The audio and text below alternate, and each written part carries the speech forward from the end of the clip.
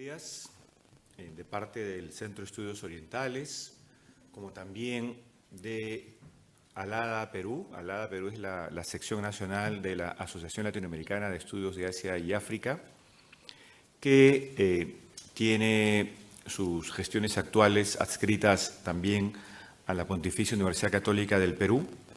Y estamos organizando ya, en realidad, en la última fecha de la jornada de estudios de Asia. ¿No? Iniciamos el día martes y se concluirá esta tarde. Para nosotros ha sido sumamente grato poder retomar estas actividades presenciales sin dejar de lado las posibilidades tecnológicas para poder seguir compartiendo el conocimiento. En esta oportunidad, en esta mañana, vamos a contar con dos conferencias y la primera de ellas, bueno, en realidad las dos están dentro del bloque titulado Terapéutica y llevan por título, y también nos acompaña ahora mismo el profesor Renato Paredes, de quien daré una breve semblanza en unos instantes. Su conferencia lleva por título Etiología de las enfermedades mentales, una aproximación desde la psicología ayurveda y la psiquiatría. Y también tendremos luego la conferencia del profesor Julio Flores Alberca. Y el título de su ponencia es Los mantras y su efecto terapéutico, pasado y presente.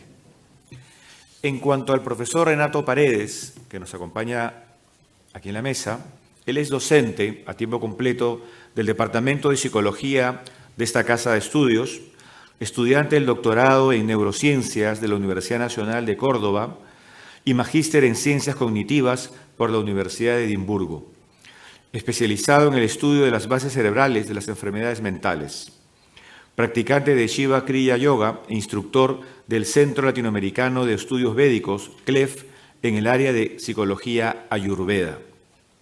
Bueno, quiero aprovechar la oportunidad para agradecer al profesor Renato Paredes.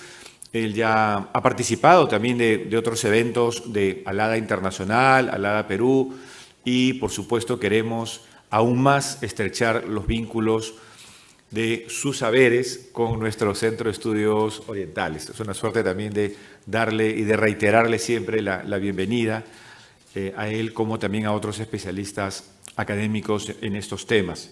Entonces, sin mayor preámbulo, cedo la palabra al profesor Renato Paredes. Gracias.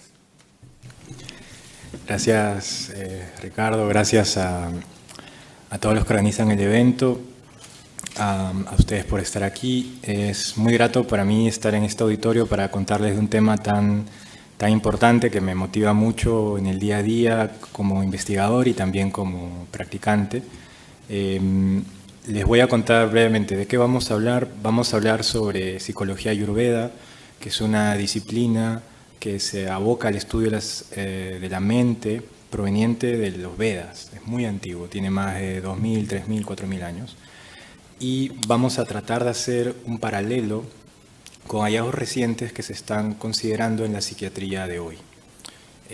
Hay cambios paradigmáticos que se están dando actualmente en la psiquiatría y que algún reflejo o algún parecido tiene con lo que se decía en aquel momento cuando se desarrolló la psicología ayurveda y actualmente se practica.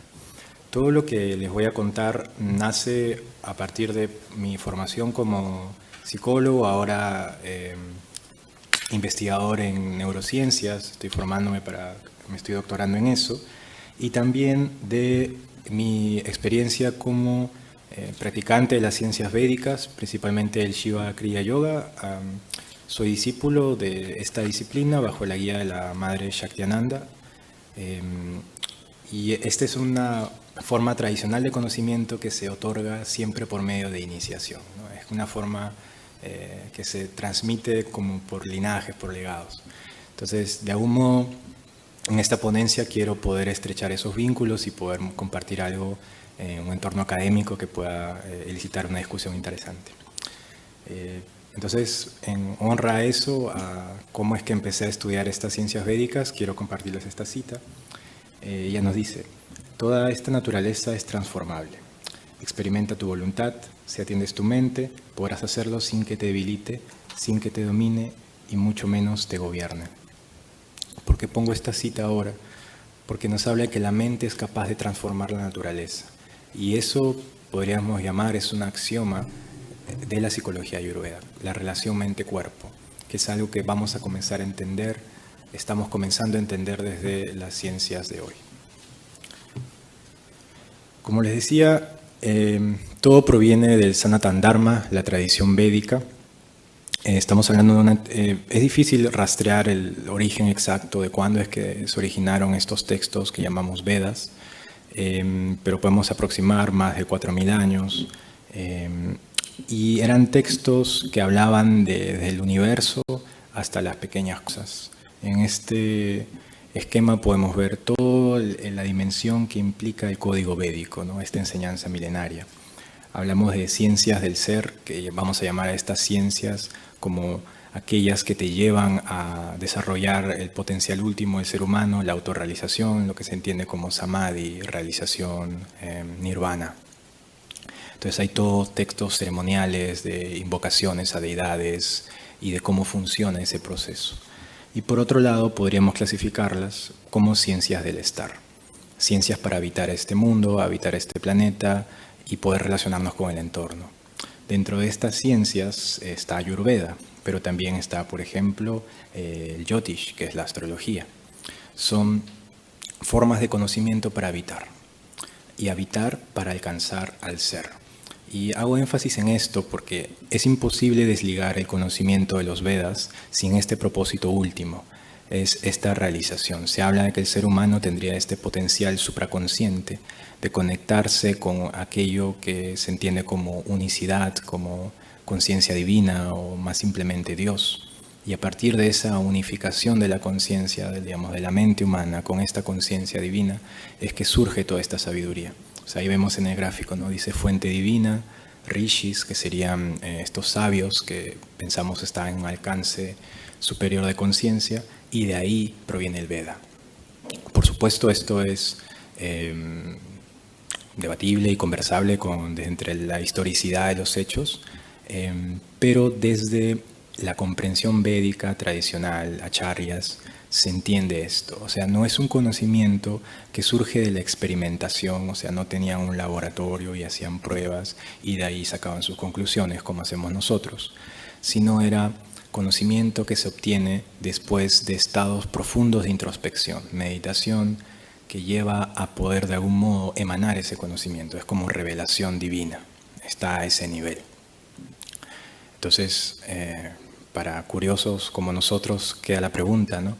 ¿Qué tanto esa revelación divina se puede ver en los hechos? Y vamos a encontrar en el conocimiento védico que hay muchas analogías, por supuesto. Obviamente en esas emanaciones divinas no hablaban de ADN o hablaban de protones o no sé, cosas que sí habla ciencia moderna, pero hay muchos paralelos que pueden ser interpretados de manera como analogía. Entonces un poco va sobre eso. Les voy a hablar de Ayurveda. Para eso sacamos esta cita del Charaka Samhita, que es uno de los textos principales de esta disciplina. Dice: Ayurveda es la ciencia que muestra las condiciones apropiadas e inapropiadas, lo que otorga contentura o miseria, lo auspicioso y lo desfavorable para la longevidad. Entonces, nos habla que es una ciencia de la longevidad, una ciencia para preservar la salud. Y miren cómo en esta definición de Ayurveda hablan también de la contentura o la miseria. Es decir, desde esta concepción no podríamos estar sanos sin experimentar contentura, sin experimentar gozo. Entonces, la salud del cuerpo físico está íntimamente ligada a la salud mental o al bienestar mental. Entonces, Ayurveda va a estudiar la vida en todos los aspectos, es una visión integral. Hago énfasis en esto porque cuando uno ve la terapéutica moderna o las aproximaciones tienden más al holismo, ¿no? Doy el curso de neuropsicología en la facultad y uno ve cómo es que han evolucionado los modelos para atender a las personas. Y lo que uno ve es que siempre se ha ido de, primero, analíticamente separar las fuentes, los orígenes del malestar, del sufrimiento y atacarlas una por una. pero las tendencias más modernas van hacia lo holístico, a tratar a la persona como un todo. Esto siempre fue un axioma de Ayurveda. O sea, esto que por ahora parece una idea moderna de aproximarse al ser humano como un ser integral, esto ya desde aquella época se decía. Entonces la ciencia medicinal de Ayurveda, ciencia tradicional si quieren decirle, plantea eso, una concepción integral. Y esta concepción integral va hacia la relación del ser humano con la naturaleza. Todo lo que vamos a ver en Ayurveda es interacción con elementos que están en el ambiente y elementos que están en la constitución del propio cuerpo. Y es a partir de esa interacción elemental que vamos a poder preservar salud o desarrollar enfermedad. Vamos a ver, entonces, acá ya entramos con los términos sánscritos un poco confusos. Dice, es saludable, se llama eso swasta, aquel cuyos doshas, agnis, es decir, fuegos internos, las funciones de sus datus o tejidos, y malas, residuos, están en equilibrio, cuya mente, intelecto y órganos sensoriales están brillantes y gozosos. Otra definición de salud, esta vez del Sushruta Samhita, que es otro texto clásico de Ayurveda, y nos habla de eso, ¿no? Fuegos internos, nos referimos a procesos digestivos, ¿no? Datus, los tejidos, todo lo que entendemos como tejidos del cuerpo, y residuos, malas, como toxicidad. Cuando eso está en equilibrio, cuando tenemos un equilibrio elemental en nuestro cuerpo, vamos a tener mente, intelecto y órganos sensoriales brillantes y gozosos. Es decir, si tu cuerpo está sano, tu intelecto está sano. Ya lo están planteando como una definición de salud. Siempre en Ayurveda la salud mental es transversal. Entonces hablemos un poco de los elementos, los llamados Pancha Mahabhutas. Estos elementos están presentes en todo el universo y también en nuestro cuerpo. Vamos a tener estos nombres sánscritos: Akash, que vamos a llamar a lo etérico; el Vayu, que sería el aire; Agni, que sería fuego; Yala, que sería agua; y Prithvi o Prithviti sería tierra. Estas serían las constituciones elementales. Y vamos a ver cómo en Ayurveda cada uno de estos elementos está asociado al cuerpo, a órganos del cuerpo. O la interacción con ciertos alimentos, se dice que hay alimentos que tienen más cualidades de fuego, más cualidades de agua, más cualidades de tierra, y que eso habría de impactar nuestra digestión. Principalmente esto se hace a través del Tridosha. Esas son estas corrientes que dan la vida. Los doshas son combinaciones de los 5 Panchamahabhutas, ¿no? Las combinaciones de los diferentes elementos. Entonces tenemos a Vata, que es la combinación del éter y el aire. Tenemos a Pitta, que es la combinación entre fuego y agua. Tenemos a Kapha, que es la combinación entre tierra y agua. Nuestro cuerpo, o la salud de nuestro cuerpo, según Ayurveda, depende del equilibrio de estas 3 bioenergías, podemos llamarlas, de estas constituciones. Eso, por supuesto, va a tener un impacto en la mente también. Entonces, veamos como ejemplo esta cita del Charaka Samhita. Las enfermedades mentales son causadas por el desequilibrio de los doshas, o sea, Vata, Pitta, Kapha. Cuando hay dolor, mareos y temblores, se debe a Vata. La sensación de ardor, desmayo y sed es causada por Pitta. Pesadez y somnolencia debido a Kapha. Entonces estamos hablando de que estados mentales que podemos identificar están asociados a este tridosha, a cada dosha. Entonces, para ilustrar un poco más, cuando hablamos, por ejemplo, de la iniciación de la acción, procesos, digamos, de agresividad o de confronte, Pitta, fuego. Cuando hablamos de, como dice ahí, pesadez, tranquilidad, pero también resistencia, perseverancia, eso es Kapha, que es tierra y agua, ¿no? Macizo como la tierra y el agua. Cuando hablamos de creatividad, hablamos de flexibilidad, de cambio constante, eso es Vata, aire éter. En Ayurveda se hacía un mapeo de la mente respecto a estas cualidades y también hay órganos que están asociados a eso. Principalmente lo que nos va a interesar en Ayurveda para la salud es cómo estos están equilibrados, cómo estos doshas pueden estar en un estado de equilibrio o de desequilibrio. Y hay estas 2 definiciones, Prakruti y Vikruti. Prakruti, traducido como creación original, es la constitución o el balance con el que cada uno nace. Entonces vamos a tener personas que son por naturaleza más Kapha, personas que por naturaleza son más Vata, y naturalezas que por constitución van a ser más Pitta, o combinación de ellas. Como vemos, bueno, una persona Kapha, como es tierra y agua, tendría que ser más robusta, dientes gruesos, cabello grueso, ojos grandes. Todos conocemos a alguien así, o nosotros mismos tenemos rasgos de ese tipo. Dientes Kapha, se habla de cabello Kapha. Alguien que es Pitta, fuego, tendría, por supuesto, a colores de ojos, por ejemplo, que sean más brillosos, más claros. Lo mismo con el cabello. Propensos a canas rápidamente, por ejemplo. Me ven a mí, tengo canitas. ¿Qué más puede ser atributo de Pitta? Podríamos tener la musculatura. Una persona Kapha puede ser más robusta, una persona Pitta podría tender más a tener una constitución más de músculo, más de acción. Y Vata serían aquellos que son sumamente delgados y que no engordan para nada, que también todos conocemos a alguien de ellos, ¿no? Vata sería aquella persona muy delgada, huesuda, que tendría esa apariencia. Y, por ejemplo, en los dientes, cuando hay los dientes tanto desordenados como los míos, que tuve que pasar por tantas ortodoncias, igual por las puras, Vata, dientes Vata, ¿no? Se habla de ese tipo. Entonces, cada órgano del cuerpo, cada manifestación se puede traducir a un elemento de estos, a equilibrio. Entonces, si bien cada uno nace con un equilibrio que está determinado, como dice, kármicamente, con un propósito evolutivo, luego uno tiene que restaurar los desbalances que pueda ocurrir en el día a día o en la interacción en la vida cotidiana. ¿Cómo es esto del karma? Pues, como les decía, Ayurveda no puede desligarse de que cada vida humana responde a un alma que está experimentándose en este plano para alcanzar estados de supraconsciencia. Puede evolucionar como alma, puede alcanzar este estado final, nirvana, samadhi. Entonces, en el caso de... hay una elección, se piensa, del alma para elegir un tipo de cuerpo determinado. Un cuerpo desde aspectos biológicos, desde el sexo biológico hasta la constitución elemental. Es como que el alma elige esa constitución elemental para experimentar esa vida, porque esa constitución elemental le va a permitir la evolución que se ha propuesto en cada encarnación. Y, naturalmente, nos alejamos del propósito de nuestra alma y nos desequilibramos. Eso es lo que plantea Ayurveda.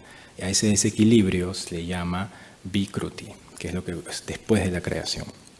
Entonces, en la interacción, por ejemplo, yo soy Vata Pitta, tengo atributos mucho de Vata, tengo dedos delgados, muñecas delgadas, y tengo mucho Pitta también, sobre todo en la mente, pero estoy desequilibrado en Kapha, estoy gordo, me estoy comiendo mucho. Entonces me desequilibré en el elemento tierra.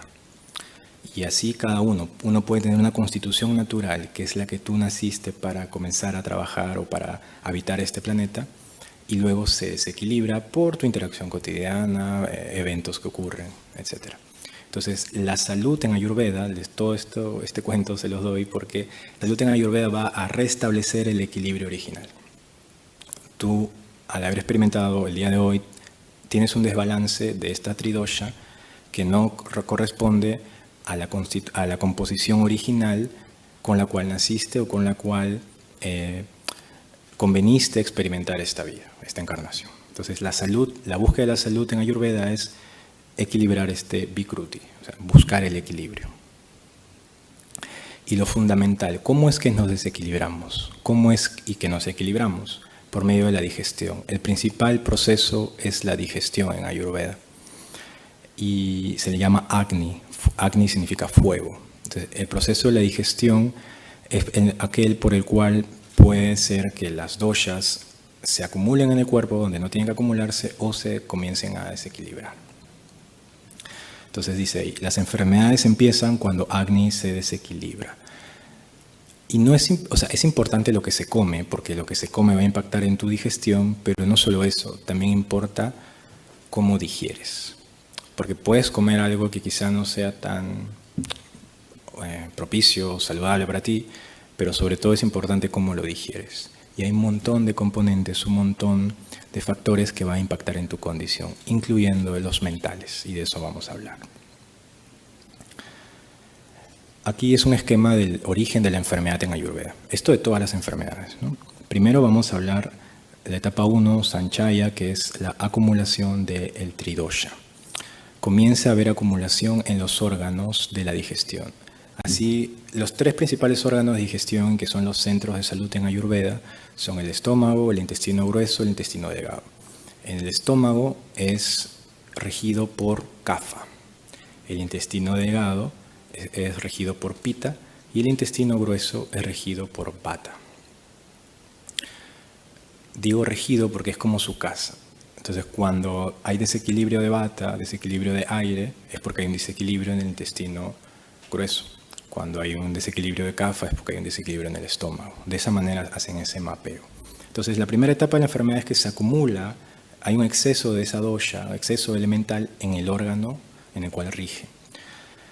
Luego va a haber un proceso de irritación en ese mismo órgano. Y la etapa 3 es una etapa crítica, que es la etapa parasara, que es el desbordamiento. Es cuando aquella dosha, aquel elemento que está acumulado en uno de esos órganos, comienza a expandirse por todo el cuerpo, por otros órganos. Y se da la localización o ubicación llamada samsharya. Está acumulado, pero está latente, todavía no está activo, digamos. Aquel desperdicio, aquella toxicidad se acumula en el cerebro, en el corazón, está latente, y hay una etapa 5 donde comienzan a aparecer los primeros síntomas y luego termina a desembocarse la enfermedad en una etapa 6. Es un periodo progresivo. Y esto para todas las enfermedades, según Ayurveda, se da este ciclo. Y dependiendo del ciclo en el cual se da, hay diferentes formas de tratamiento. Pero como ven, todo empieza en la digestión. Algo clave en Ayurveda entonces es que la salud del cuerpo humano depende mucho de la digestión. Todas las puedes mapear a eso, según este sistema. Entonces, dentro de estos esquemas generales, Ayurveda tiene especializaciones. Esto, quizá para quienes escuchan esto por primera vez, dirán, bueno, esto de los fuegos, los elementos, suena algo muy místico, de algún modo, pero uno se sorprende por el nivel de detalle que tienen las descripciones sobre esos textos ayurvédicos, y tanto así que tienen ramas de medicina dentro de este sistema. Habrá una rama solo de la cirugía, una de pediatría, una geriátrica, una sobre quizá una muy conocida es esta Rasayana, que es de terapias rejuvenecedoras, quizás lo que más llegó comercialmente, cómo ser más bello, cómo ser más lindo, tratamientos ayurvédicos, eso, bueno, Hollywood se usa mucho. Y dentro de una de estas está la psicología y la psiquiatría, que es lo que nos ocupa, que se llama Bhuta Vidya o Graha Chikitsa. Como les decía, está contenido de manera transversal en todos los tratados de medicina, porque la mente no se separa del cuerpo. Eso es fundamental en Ayurveda. No hay como una separación como quizá la hemos tenido tradicionalmente en Occidente. Estas propuestas holísticas de integrar mente-cuerpo no son tan viejas. Uno en psicología lo ve, en neurociencia lo ve.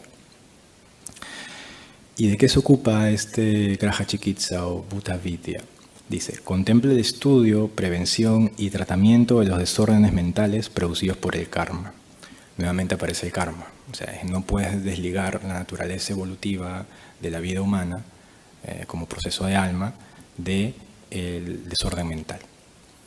Los desbalances de tridosha, lo que les he contado, vata, pitta, kapha, la influencia del ambiente y quiebres en la psique a razón de entidades externas. También se ocupa de eso. Y es que, claro, tú ves el nombre Graha Chikitsa o Bhuta Vidya, vamos a traducirlo. Graha Chikitsa, Chikitsa es tratamiento, terapia. Graha significa planeta, o sea, básicamente tratamiento a partir de la influencia de los planetas, o cómo es que los planetas influyen en la mente, o sea, astrología. Eso hay una rama que se llama Jyotish. Y hay otra que se llama Bhuta Vidya. Vidya es sabiduría, Bhuta es espíritu. Entonces, el conocimiento de los espíritus. Ayurveda no desliga que el origen de la patología mental tenga que ver con influencias planetarias o tenga que ver con las posesiones de espíritus.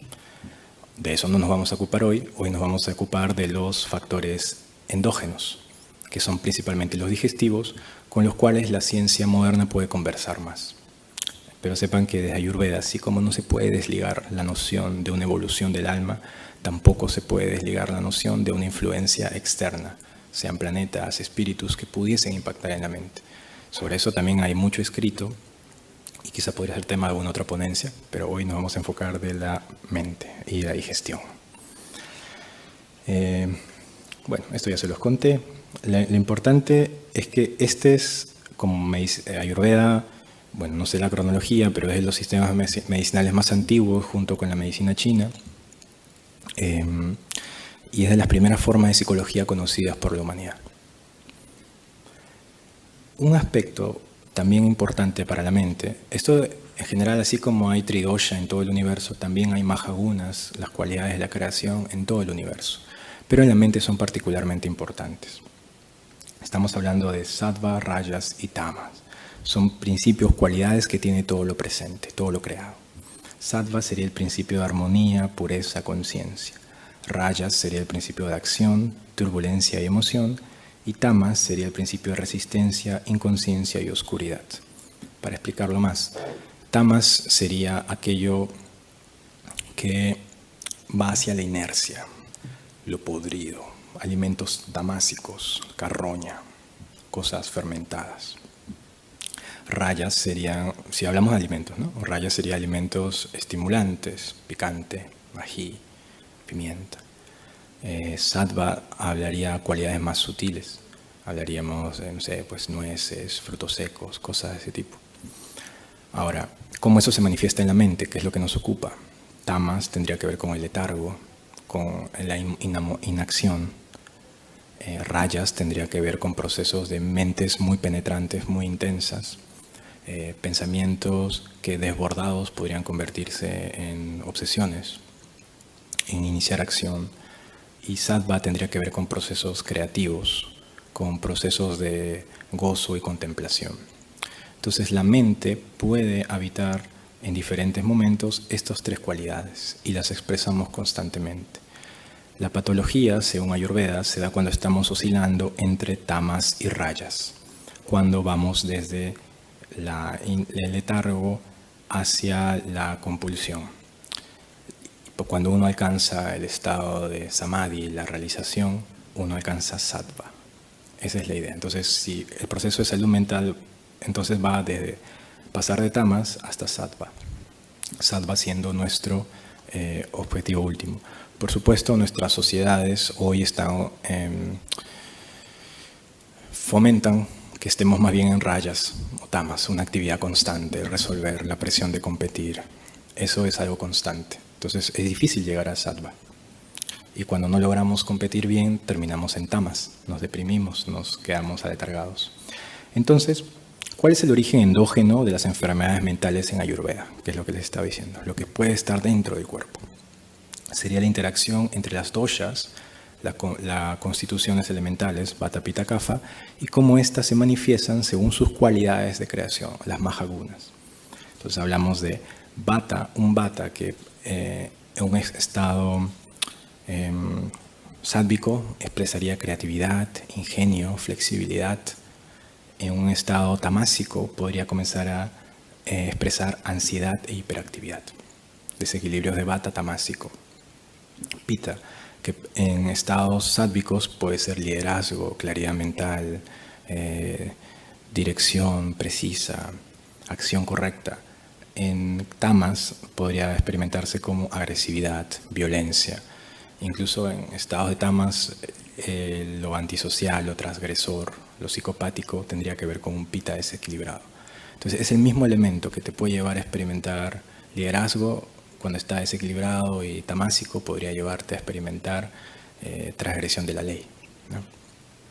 Kapha, que en su estado más sádvico sería equilibrio, resistencia, persistencia, salud, gozo. En tamas sería pasividad y letargo, inacción, inamovilidad. Entonces, ese es un origen de la enfermedad mental según Ayurveda, y el otro es la comunicación entre los estados psicológicos y la digestión.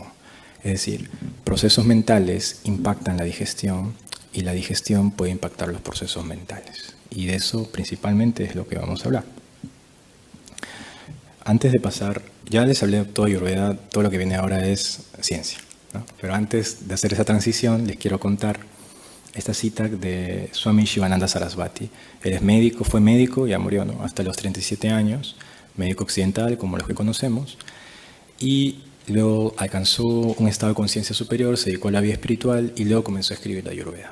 Entonces él, teniendo la experiencia de ambos mundos, dice: Ayurveda es superior a la ciencia moderna en algunos aspectos, pero pudiera incorporar todos los avances de la ciencia moderna.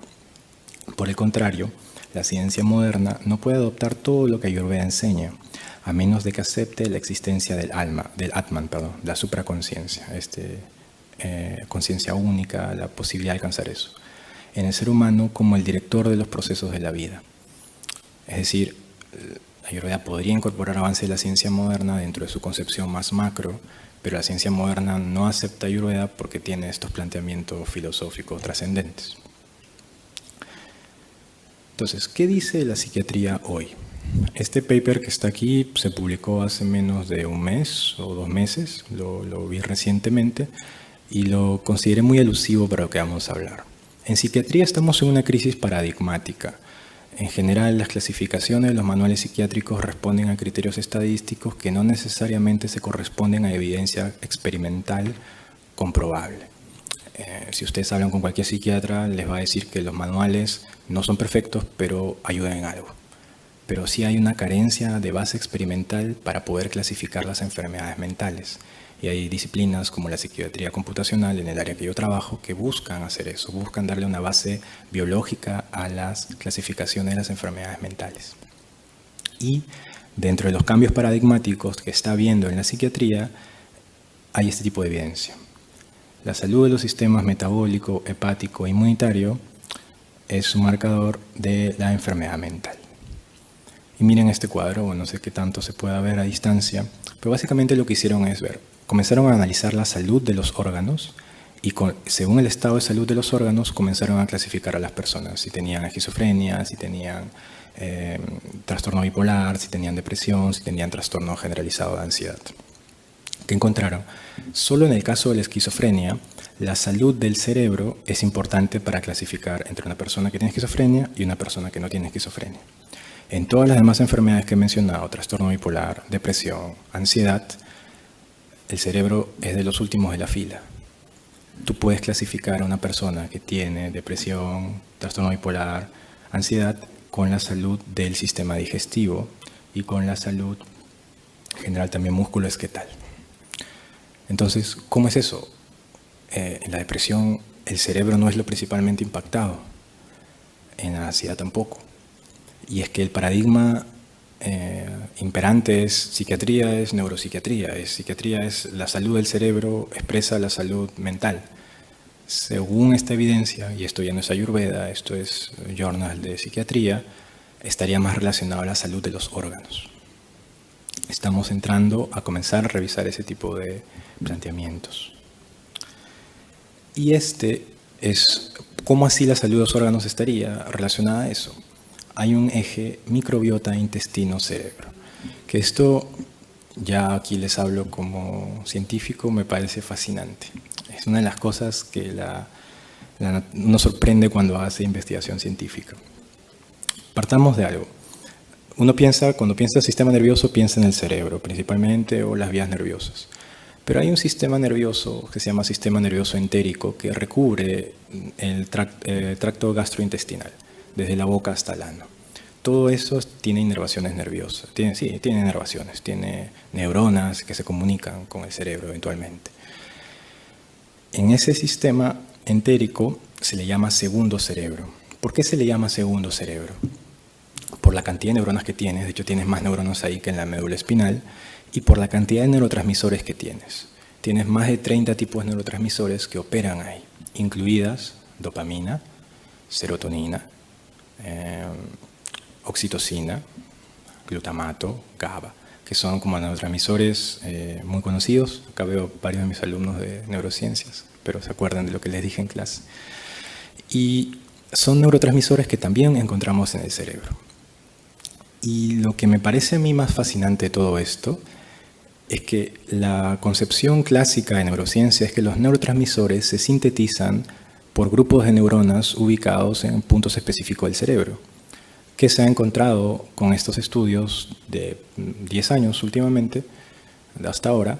Es que la microbiota, las bacterias que están en el intestino grueso, sintetizan dopamina, sintetizan serotonina, sintetizan GABA, sintetizan oxitocina.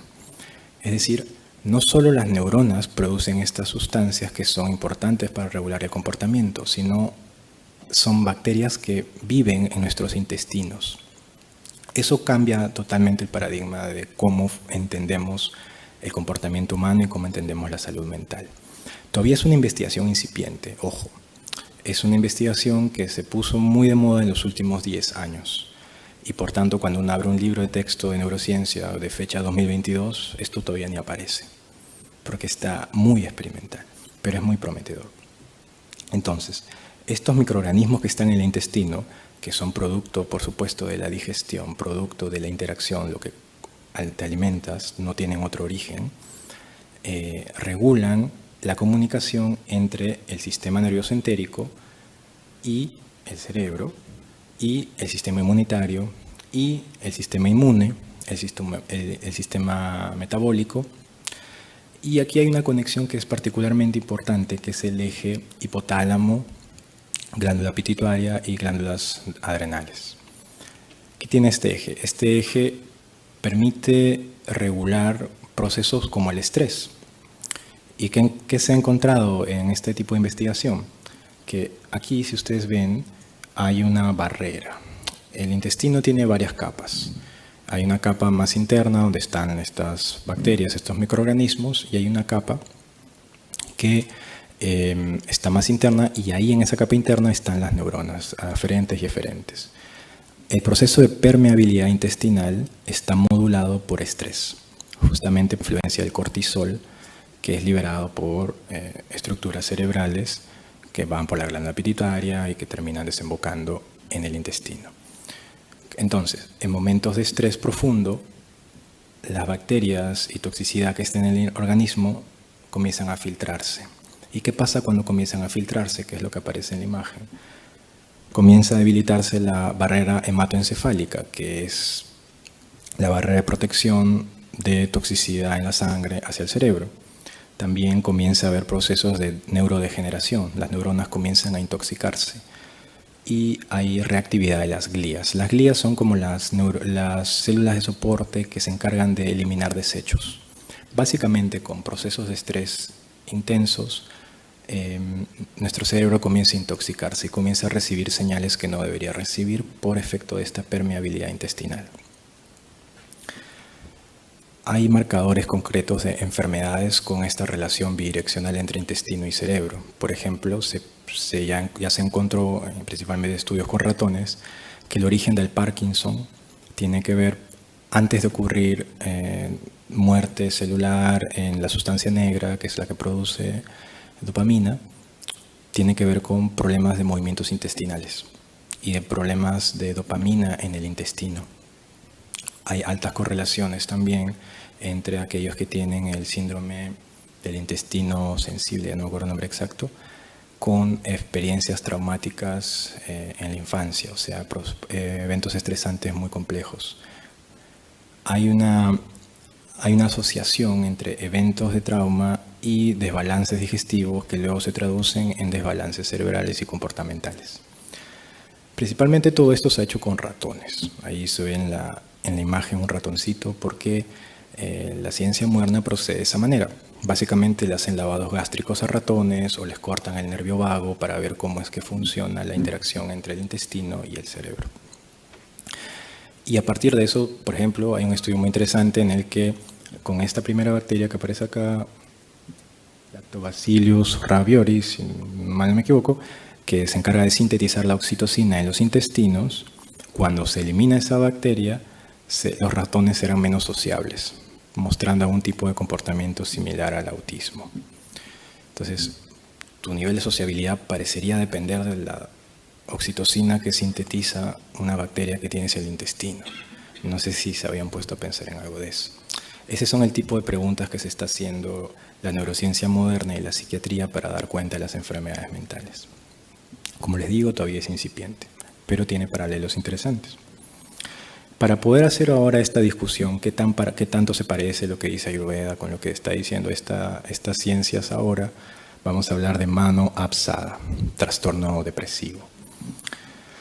Bueno, la depresión, vamos a ver esta definición, es un trastorno mental que se caracteriza por tristeza, pérdida de interés, placer en general, sentimientos de culpa, falta de autoestima, trastorno del sueño o del apetito, sensación de cansancio y falta de concentración.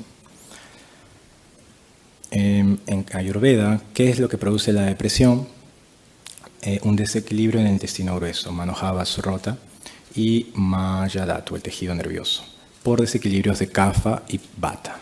Desequilibrios de ambas doshas serían las que producen la depresión, con la presencia de cualidades tamásicas. ¿Se acuerdan? Lo podrido, la inercia. Ese sería el diagnóstico de Ayurveda para ver el origen de la depresión. Y esto tendría que ver con debilidad del Ojas. Ojas es el resultado de la digestión, la pérdida de inmunidad y luminosidad, la pérdida de prana, que es la energía ambiental contenida en el aire, y todo esto por efecto de una predisposición kármica, ¿no?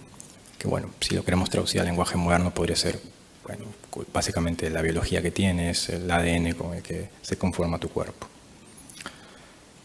Veamos entonces el paralelo.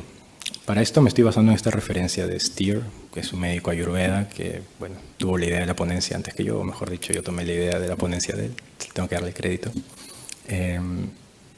Y dice, bueno, el inicio de la enfermedad de la depresión. Hablemos primero. Si vemos a la izquierda, ¿no? Dice causas y efectos de la permeabilidad intestinal, eso sería la parte científica, y la otra sería el sistema ayurvédico de la enfermedad, esta medicina tradicional.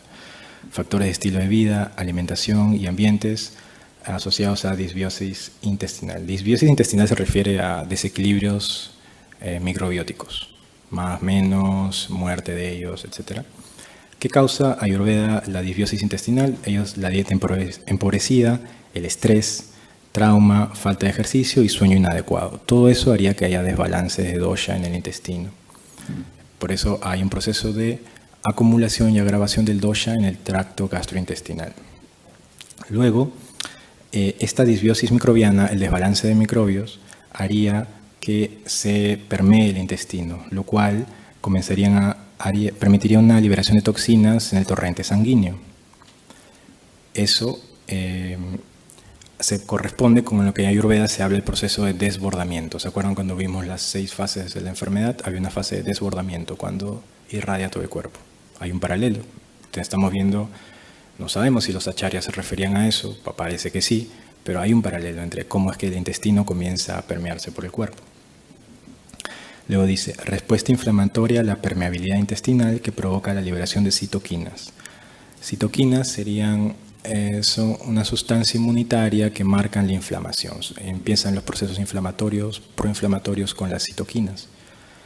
Y eso en Ayurveda se podría corresponder con la formación de amas o de residuo proinflamatorio. Ama sería dosha que no es procesada, digerida adecuadamente, que se convierte en toxicidad. En la depresión estamos hablando de un proceso de inflamación. La depresión está muy asociada a eso. Bueno, lo hablamos de los problemas de sueño, hablamos de estrés crónico, y en la neurociencia se ve un correlato de eso, de problemas de sueño en la depresión asociados a desregulación del cortisol. Yo les decía que la desregulación del cortisol está asociada a la permeabilidad intestinal. Hay algunos paralelos que podemos hacer. Inflamación crónica, enfermedad sistémica, tendría que ver con la localización del dosha en los datus, y luego enfermedad como resultado de un tracto gastrointestinal deteriorado, y sea una manifestación de la enfermedad. Entonces podríamos hacer esos paralelos todavía a un nivel, si quieren, cualitativo, descriptivo, de cómo es que se da la génesis de la depresión según 2 sistemas medicinales distintos. Solo para cerrar quiero contarles cómo es que se da la sanación según Ayurveda. Nos plantea que tenemos que migrar de tamas a sattva. La depresión, entonces, si es que es un desbalance de kapha y vata de cualidad tamásica que te lleva al letargo, pues tendríamos que llegar a rayas, primero a la actividad, a encender ese fuego, y luego llegar a cualidades más sádvicas, a cualidades más armónicas. Pero es necesario pasar por ellas. Básicamente salir del letargo, empezar la actividad, luego cesar la actividad para alcanzar la contemplación, el gozo. ¿Qué propone Ayurveda? así como su entendimiento es integral en el ser humano, para el tratamiento, por supuesto. Entonces propone Trivida Chikitsa, 3 formas de tratamiento. Una terapia evolutiva, una terapia de comportamiento y una terapia para el cuerpo. Esta terapia evolutiva de origen divino alude al trabajo kármico que tendría que hacer el alma para superar cualquier enfermedad. La terapia de comportamiento se parece más a lo que hacemos en psicología hoy. Cambios de comportamiento, rutinas, podría entrar la forma de psicoterapia también, la revisión de las creencias, los patrones. Y una terapia para el cuerpo. O sea, no podemos tratar la enfermedad mental sin tomar estos 3 aspectos. Y si estamos viendo que la depresión tiene que ver con la digestión, pues los hábitos alimenticios habrían de cambiar también. Y aquí podría haber una recomendación de abordaje de la depresión según Ayurveda, basándome también en esta referencia. Podríamos, si es que estamos en una fase inicial de la enfermedad de la depresión, o sea, haría dipana, estimular el poder digestivo a través de hierbas, por ejemplo, jengibre, pimienta negra, cúrcuma, que encienden el acné, lo encienden cuando se entiende que la depresión se causa por un acné debilitado. Y regular hábitos de alimentación, comer ligero, evitar bebidas frías, hacer actividad física antes de comer. Cosas como esas podrían prevenir de algún modo a alguien que tenga una tendencia depresiva hacia un Ayurveda. Si es que ya estamos en la fase de desbordamiento, ya hubo, se permeó el intestino, comenzó a haber toxinas liberadas por el cuerpo, tendríamos que hacer limpiezas del sistema físico. Esas limpiezas del sistema físico implican tratamientos sí que pueden ser un poco más incómodos. Por ejemplo, Vamana. Vamana es una técnica en Ayurveda que implica inducirse el vómito como una forma de purificación para liberar kapha. Los excesos de kapha, de tierra y agua, se liberarían por medio del vómito. Obviamente esto es controlado, programado, sistemático, no sería un vómito sin control, ¿no? Hay una forma de preparación en la cual los médicos Ayurveda hacen esto.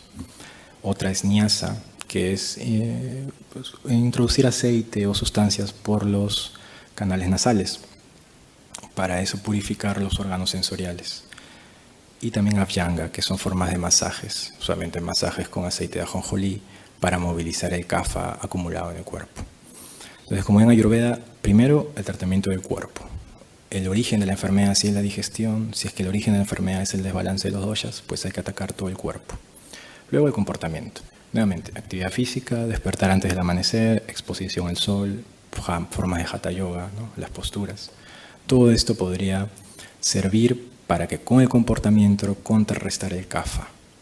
Aquí también entran, por supuesto, las formas de psicoterapia. Este sería el nivel de intervención psicoterapéutico. Y la terapia evolutiva tendría que ver con la meditación, el yoga, la realización de fuego sagrado o prácticas espirituales que lleven a superar esta enfermedad también. O sea, Ayurveda propone esta forma triple de tratamiento. Para cerrar, quiero revisar esta cita del Charaka Samhita.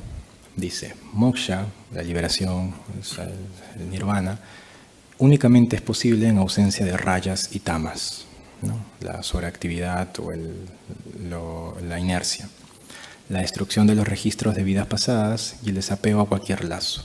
También se le conoce como el cese de renacimientos. Charaka Samhita es el texto de referencia de la medicina ayurveda, nos plantea que parte del proceso de salud también es alcanzar esta liberación del alma al final. Y bueno, acá les comparto las referencias que usé, Journal de Psiquiatría, de Ayurveda y demás. Muchas gracias.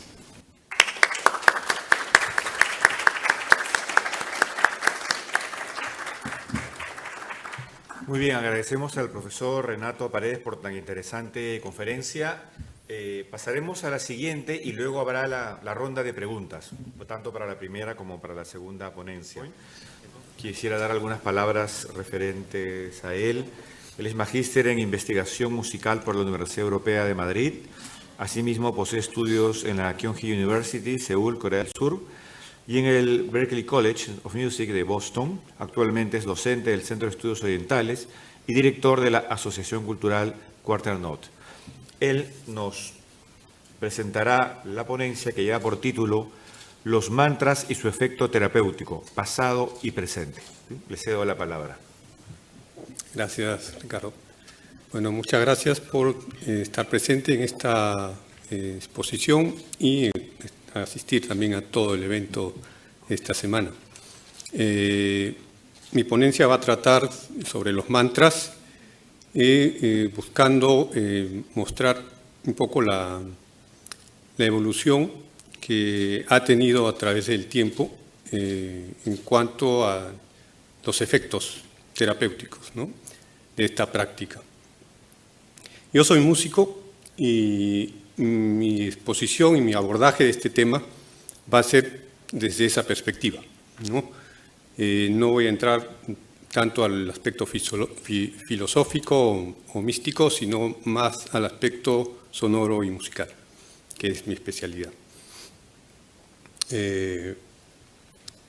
El mantra es un tema bastante complejo porque abarca muchos aspectos, ¿no?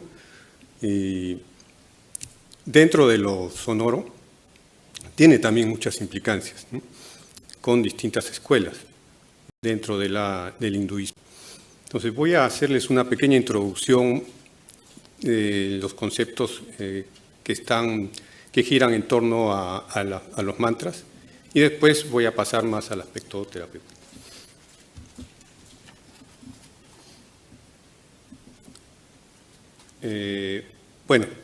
Mantra, para los que no están muy familiarizados con este término, los mantras vienen a ser versos, himnos, a veces son palabras, ¿no?, a veces son sílabas únicamente, que tienen su origen en los Vedas, principalmente en el Rig Veda, ¿no? Estas palabras a veces pueden tener un significado concreto, literal, en otros casos no. A veces pueden estar en una oración incluidas palabras con significado y también palabras sin significado. La etimología. La palabra mantra está formada por dos sílabas, ¿no? Una es man y otra es tra. La palabra man proviene la sílaba man proviene de la palabra manas, ¿no?, que tiene varios significados, ¿no? Puede significar mente, pensar, meditar, comprender. Tenemos también la otra parte, que es la sílaba tra, que proviene de la palabra trai, que significa instrumento, puede significar liberar o liberarse de algo o proteger también, ¿no? Entonces, la palabra ya en sí, mantra, completa, puede interpretarse de diversas formas, ¿no? Una de ellas puede ser el control de la mente o la liberación de la mente, etcétera, ¿no?, según los muchos significados que pueda tener la palabra raíz. También en cuanto a su estructura, puede tener una estructura sintáctica, ¿no?, como una oración, como un verso, como un himno, como una canción también, ¿no?, cuando el mantra es extenso, como puede no tenerlo también, ¿no? Hay varias formas en que puede presentarse un mantra. Función. Las funciones que ha tenido tradicionalmente el mantra, los mantras, por un lado está su función ritual, ¿no? La función principal ha sido siempre conectarse con lo divino, con lo absoluto, ¿no? Esa ha sido la función que ha cumplido en el Rig Veda y en el Samaveda también en su versión cantada, ¿no? La otra función de los mantras es su función transformadora, ¿no?, transformadora de la conciencia, transformadora de la mente, transformadora de las emociones, etcétera, ¿no? Es una fuerza que permite al ser humano cambiar, ¿no?, generar una transformación. Y tiene muchos efectos, ¿no?, efectos a nivel mental, a nivel emocional, a nivel físico también, ¿no?, y también a nivel metabólico, etcétera, ¿no? Tiene que ver en este caso ya con la energía que está distribuida a través de los chakras, ¿no? Los centros de energía que están en el cuerpo. Tiene que ver también con la longevidad, ¿no? Y el retardo del envejecimiento, ¿no? Algo que nos ha explicado también el profesor Renato en su exposición, ¿no? Es una de las funciones de la Ayurveda y los mantras son parte, ¿no? Es una de las herramientas de la Ayurveda. Veamos un poco el contexto sónico, ¿no? Lo relacionado más al sonido con los mantras, ¿no? Hay varios conceptos vinculados con el concepto de mantra. Por un lado está el concepto de nada, ¿no? Nada viene a ser un concepto general del sonido. Sonido tanto el inaudible como el audible. El inaudible tiene que ver con el sonido interior, ¿no? Pero el concepto de nada abarca todo esto, toda la manifestación sonora que se escuche o no se escuche, porque como ustedes saben, nosotros como seres humanos tenemos un rango de audición, ¿no? Dentro del cual podemos escuchar, pero hay frecuencias que escapan a ese rango que no las escuchamos, pero están ahí, ¿no? Hay sonidos que se dan, pero no los podemos escuchar, ¿no? Entonces, hay un rango inaudible que escapa a nuestra capacidad, pero que está ahí presente, ¿no? Entonces, nada integra todas esas formas sonoras, ¿no? El concepto de Shabda a veces también se le equipara con el de nada, ¿no? Es casi sinónimos, a veces usan uno u otro. Pero para clarificar un poco la diferencia, suele considerarse Shabda, sonido también, pero aquel que está ligado con la palabra, ¿no? Sonido hablado, ¿no? Que tiene un significado. El otro concepto es Vak, que tiene que ver con un discurso, con la palabra, con lo hablado, pero de carácter sagrado. Es una ligera diferencia que se establece entre Shabda y Vak, ¿no? Luego está el mantra, que es un sonido o una oración o una frase con un uso ritual, ¿no? Su fuente está en el nada, en el sonido inaudible, en la forma anahata del nada, ¿no? Que es la forma inaudible. Esa es la fuente de los mantras, ¿no? Y el mantra también está ligado con el prana, en su sentido más amplio, ¿no? La prana es la energía vital, es el concepto que define a la energía vital, que está muy ligado con la respiración. Pero en su concepto más amplio, prana es el origen de toda vibración, ¿no? Entonces, en esa medida, un mantra es un transmisor de prana, ¿no? Les muestro un cuadro que puede un poco ordenar los conceptos, ¿no? Prana vendría a ser el origen energético, ¿no? de todo, ¿no? En su concepto más amplio, ¿no? Porque hay varias formas de prana también, ¿no? Que sería muy amplio poder dedicarse a analizar cada uno de esos, ¿no? Pero prana en su concepto más amplio es energía, que sería el origen o la fuente del nada, del sonido, ¿no?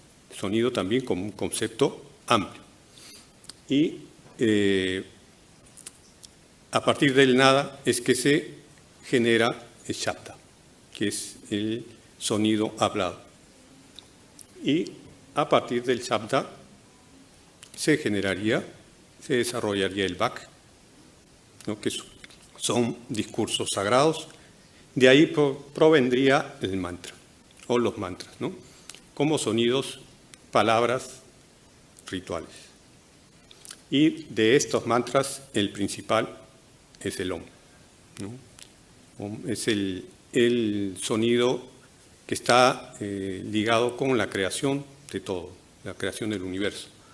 ¿no? Y asociado principalmente al dios Ishvara, que es el dios absoluto, el dios integrador, ¿no?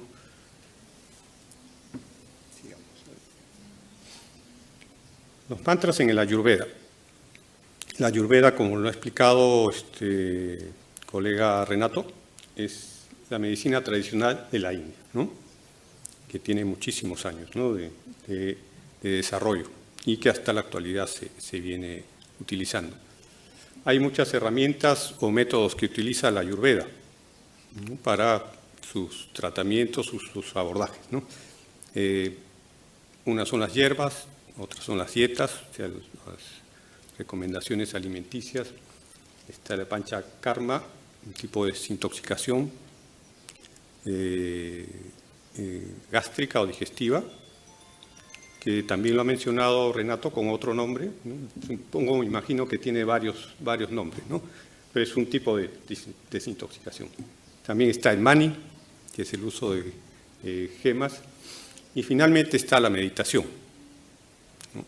Y el yoga. La meditación, como ustedes saben, hay muchas formas, ¿no? Meditación trascendental, la meditación vipassana, hay la meditación también con mantras, ¿no? Esta meditación con mantras, con mantra meditation, tiene muchos usos, ¿no? Muchísimos usos y de distintas formas. Puede ser cantado, puede ser hablado, puede ser recitado, puede hacerse de manera fuerte, puede hacerse de manera silenciosa, puede hacerse incluso de manera mental, ¿no? Hay muchas formas. Pero la meditación con mantras es un elemento importante dentro de la Ayurveda. Otro elemento importante también está el mantra yoga. El yoga a través de los mantras, ¿no? El uso de los mantras.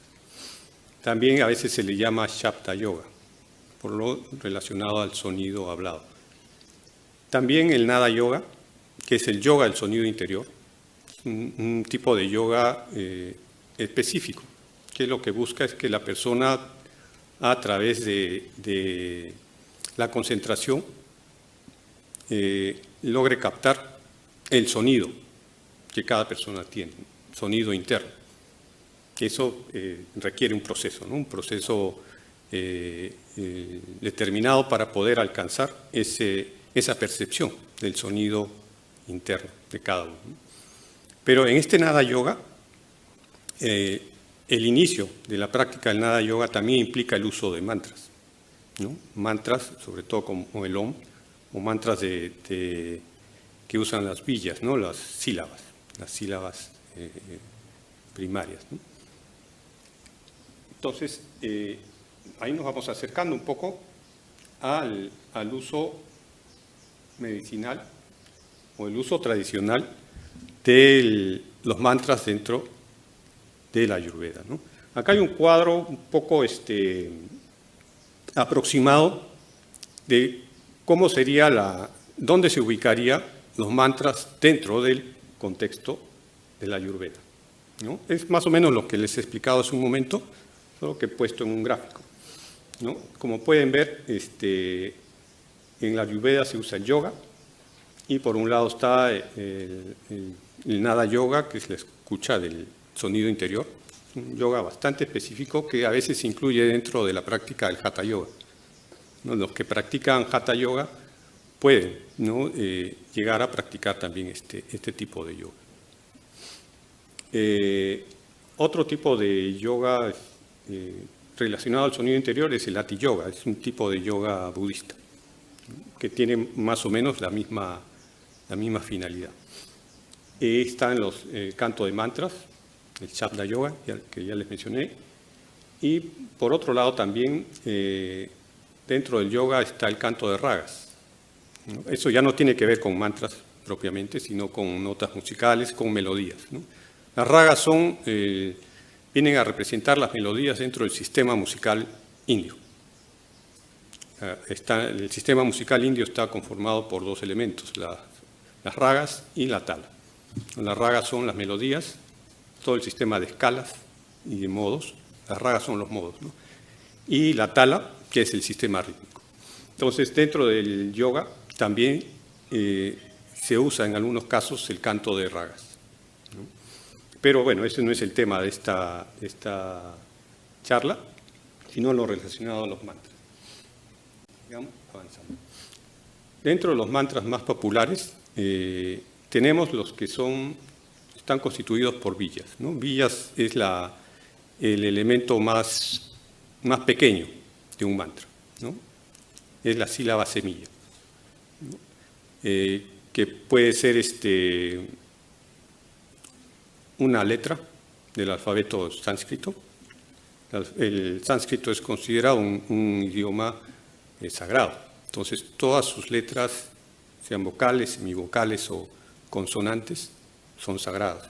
Entonces, cualquiera de ellas se puede usar como un mantra. El repetir una letra del alfabeto ya tiene una función, ¿no? La otra forma de villa es las sílabas. En todo caso, la combinación de letras, ¿no? De letras del sánscrito, sea consonante con vocal o vocal con semivocal, etcétera, ¿no? Las que son estos grupos más complejos son Om, Hrim, Hum, Shrim, etcétera, ¿no? Esos son villas, pero del otro orden, villas compuestos, ¿no? Mientras que A, U, Ya, Ra, Ka, Ya son letras. Cualquiera de ellas puede servir. Hay muchas más, ¿no? He puesto solo algunas. Y después están las mantras que están formados por oraciones o frases, ¿no? El Gayatri Mantra, que es uno de los más famosos que existe, ¿no?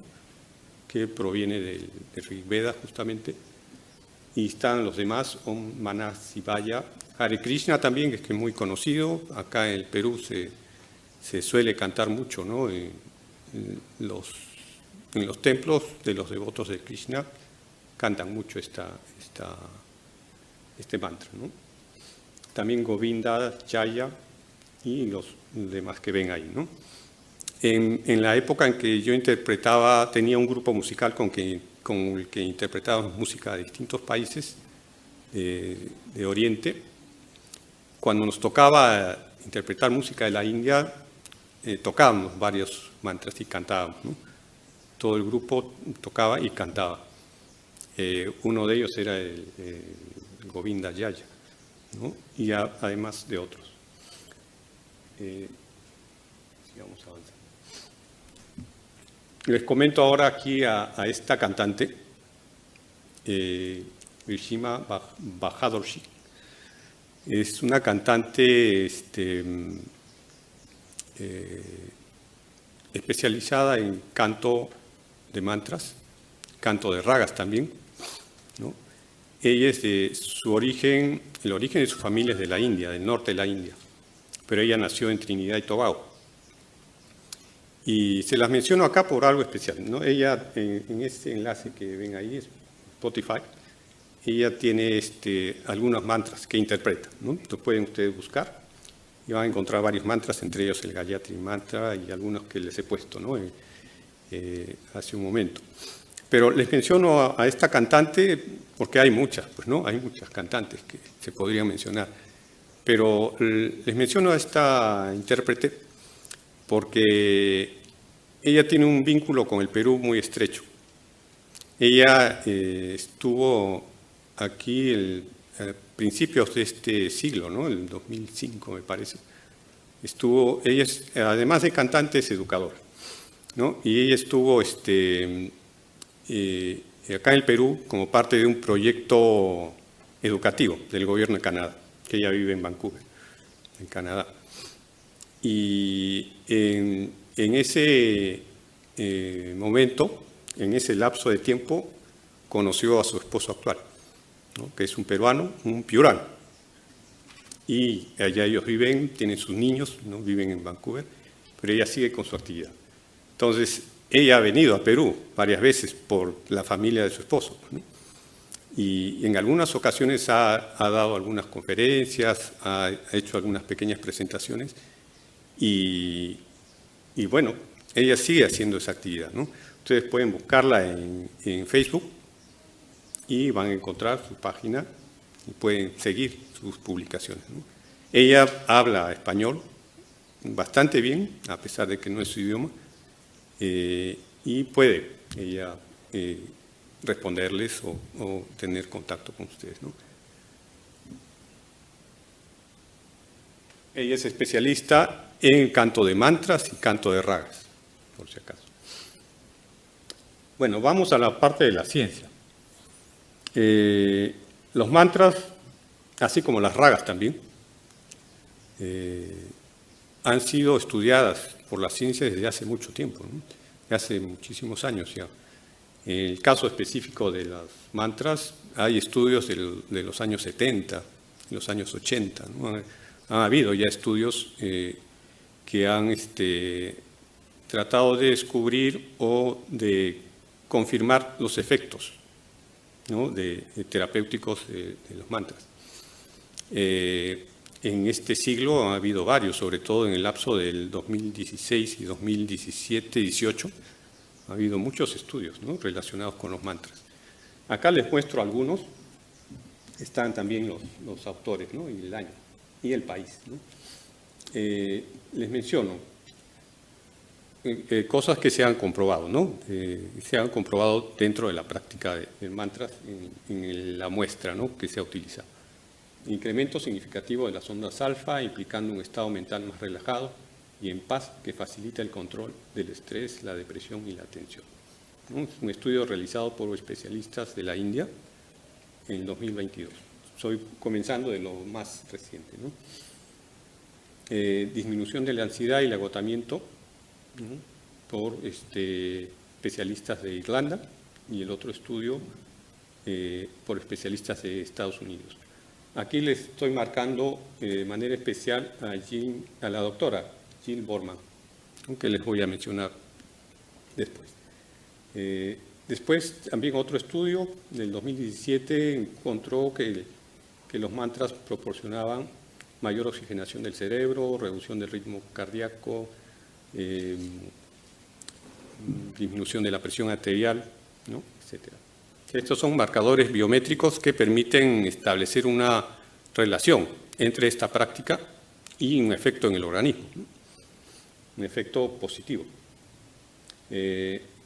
Después tenemos efectos beneficiosos en las funciones pulmonares y en las funciones cognitivas, ¿no? Es un estudio también realizado en la India en 2017. Hay un estudio también realizado en niños, eran niños de 8 a 13 años, en los que se les evaluó el impacto que tenía la práctica de los mantras en su coeficiente intelectual. Y se notó que hubo un incremento importante en este aspecto, ¿no? Después, reducción de los síntomas de múltiples desórdenes, como el estrés postraumático, el insomnio, las secuelas psicológicas de los que tienen SIDA. No, más que todo SIDA es el VIH, ¿no?, que es una etapa previa a adquirir el SIDA. Y en este caso el estudio también en este estudio ha estado también presente o ha participado la doctora Borman. También ha habido estudios, y esto en el caso no solamente de los mantras, sino también de las ragas, ¿no? Estudios no solo en seres humanos, sino también en plantas, ¿no? Y en este caso les muestro un estudio realizado en la India sobre el efecto positivo que tiene la interpretación de mantras en las plantas, ¿no?, que les ha permitido, ha mostrado en las plantas un mejor crecimiento, ¿no?, un mayor desarrollo. Porque algo que habría que mencionar es que los mantras se pueden usar no solamente a través de la interpretación de uno mismo, ¿no? El que escucha el mantra también se ve beneficiado por sus efectos, ¿no? Es un doble efecto que tiene, tanto para el que interpreta como para el que escucha. Por eso el caso de las plantas está presente, ¿no? Les menciono ahora a la doctora Jill Borman. La doctora Jill Borman, en realidad esto tenía que haberlo puesto arriba y al maestro espiritual abajo para poderlo explicar mejor. Pero bueno, la doctora desarrolló un programa, una intervención que la estandarizó, ya con los años la ha ido estandarizando, programa llamado Mantra Repetition Program, ¿no? Es un programa que utiliza la repetición de mantras. Ella adquirió o aprendió esto a través de un profesor y maestro espiritual de origen indio que se estableció por los años 50, en la década de los 50, se estableció en Estados Unidos, ¿no? Y ejerció su función como profesor.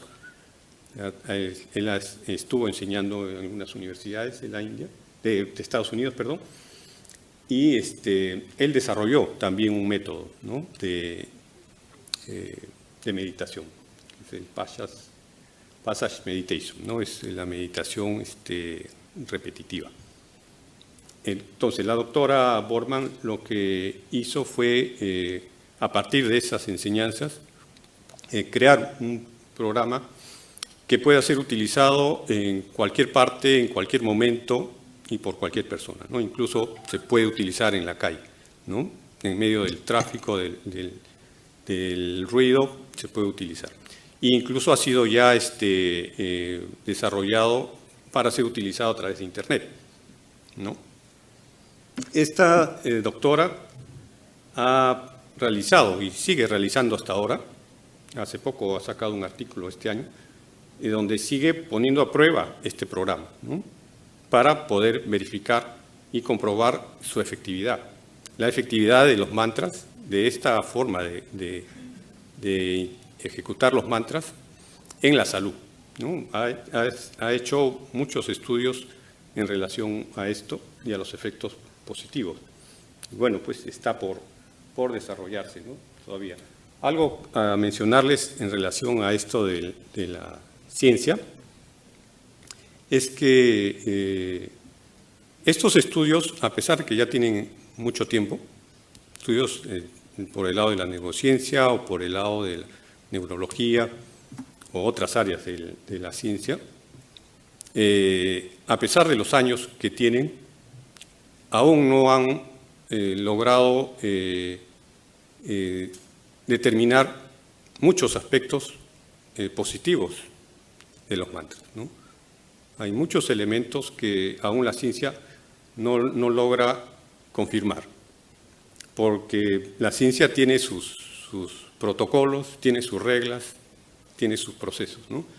Entonces hay elementos que mientras ellos no los cumplan, no les va a permitir confirmar muchas cosas, ¿no? Por ejemplo, algunas limitaciones que se impone la misma ciencia es el tamaño de la muestra, ¿no? Cuando la muestra es muy pequeña, claro, pueden salir resultados, pero hasta qué punto confirman algo dentro de la ciencia, ¿no? Si la muestra es muy pequeña. Otro elemento es que el periodo de prueba sea muy corto también, ¿no? Si el periodo de prueba es corto, no permite ver cuál es el efecto real de un tratamiento, ¿no?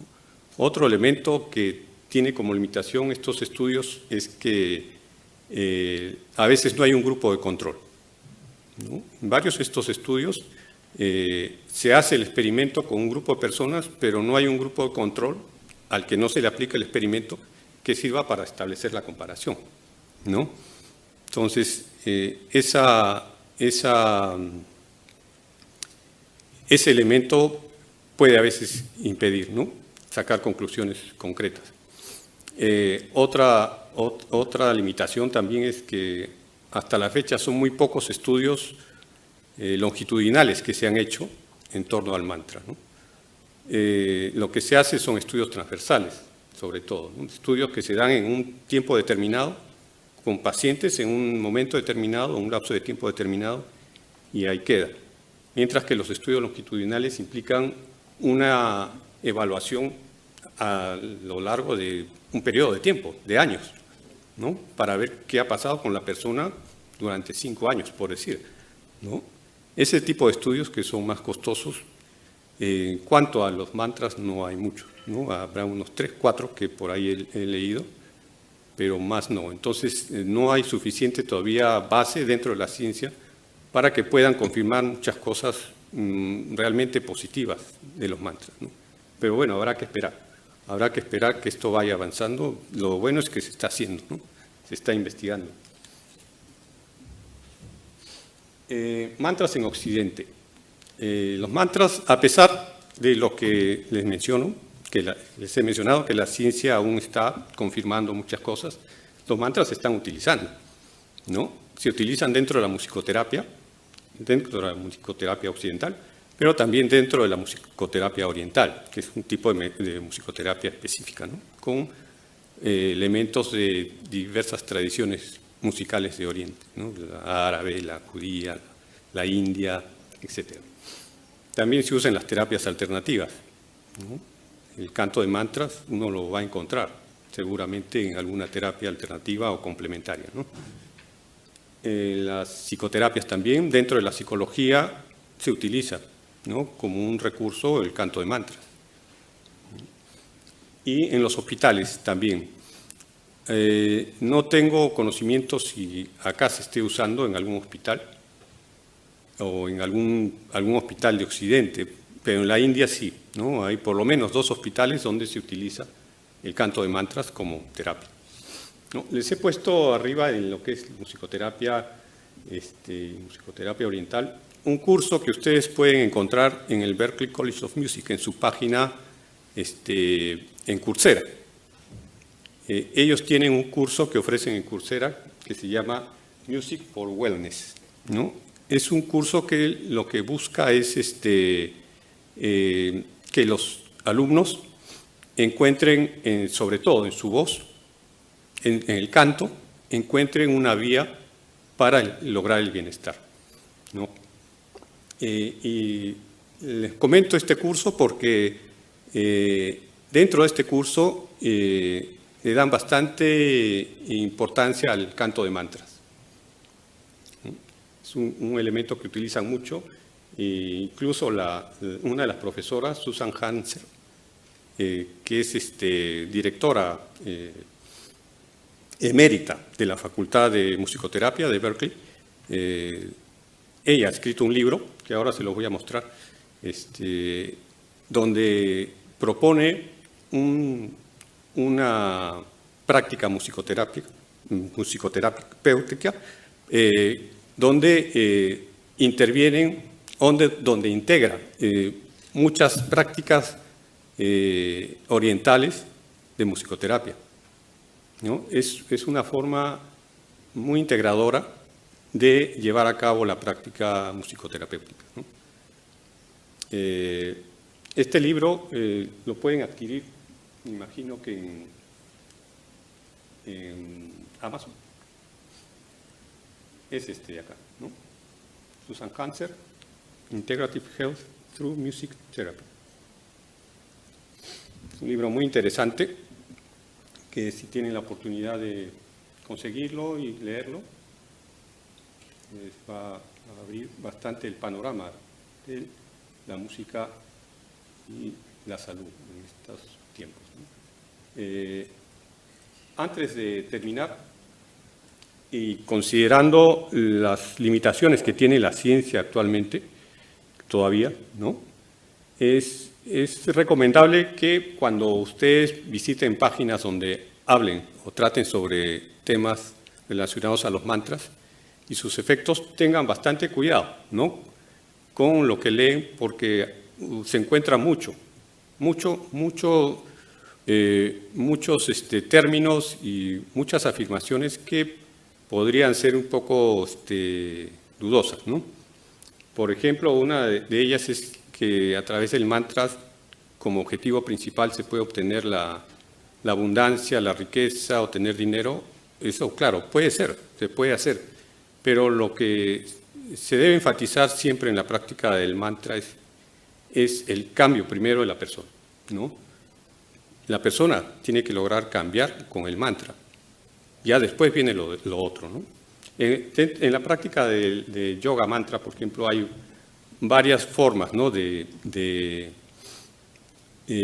sea, varios objetivos que se pueden conseguir con la práctica del yoga mantra, y uno de ellos es la abundancia, pues, ¿no? Uno de ellos es el bienestar material.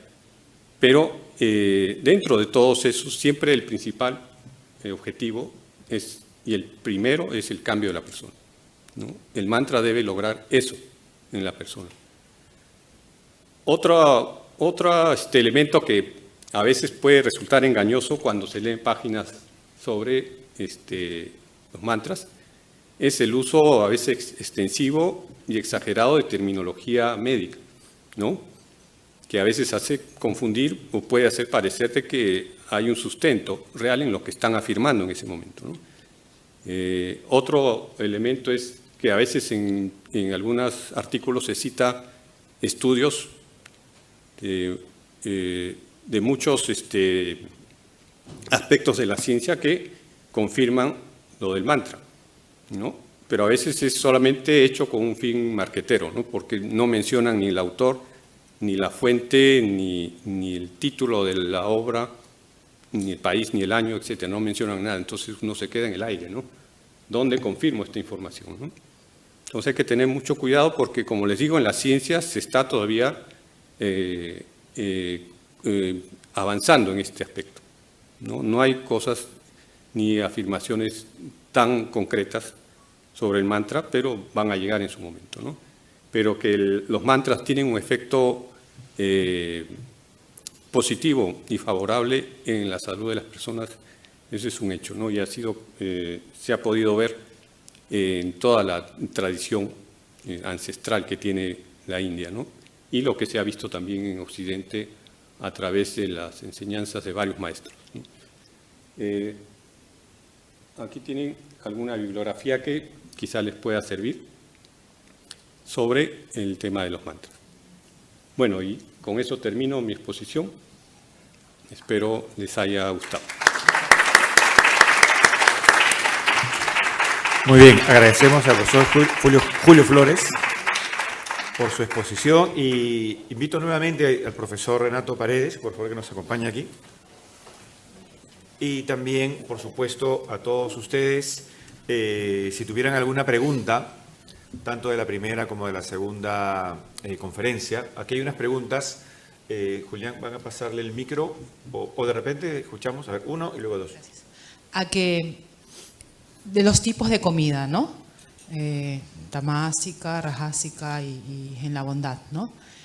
La mayoría en el mundo consume carne, ¿no? Entonces se podría decir, eso está en la modalidad de la ignorancia, entiendo yo, tamásica. ¿Podría decir que la depresión está ligada al consumo mundial de carne? Esa es mi consulta, mi pregunta. Y en cuanto al señor que habla de los mantras, se apagó, pero no sé, ya. Y he podido notar que cuando uno trata de como incentivar la práctica de mantras en ciertos lugares, porque está ligado con la práctica del yoga, ¿no? Entonces, cuando uno da una práctica en alguna iglesia, porque hay casos de que hacen yoga en ciertos grupos de iglesias, o en empresas, o en clínicas, cuando uno trata de inculcar la repetición de mantras, ya de por sí lo relacionan con una religión. Entonces, no sé si usted tiene algún comentario al respecto o cree que a veces uno dice, bueno, repitan una vocal X, ¿no?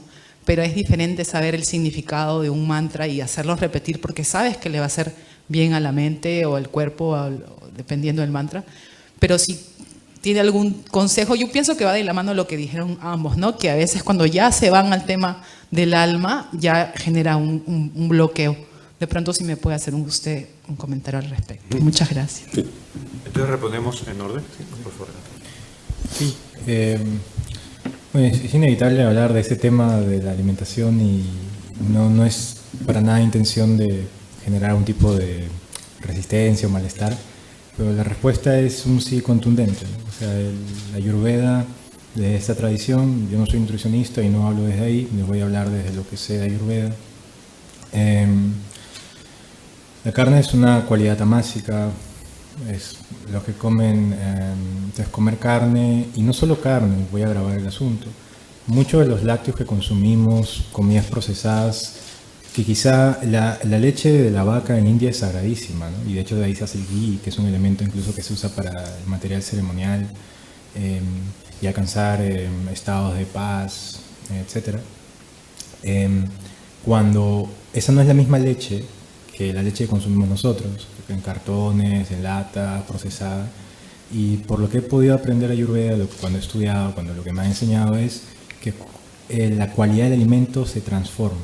Entonces, si es que un alimento como la leche, que podría llegar a ser sátvico en su origen, cuando está procesado de esa forma, adquiere cualidad tamásica.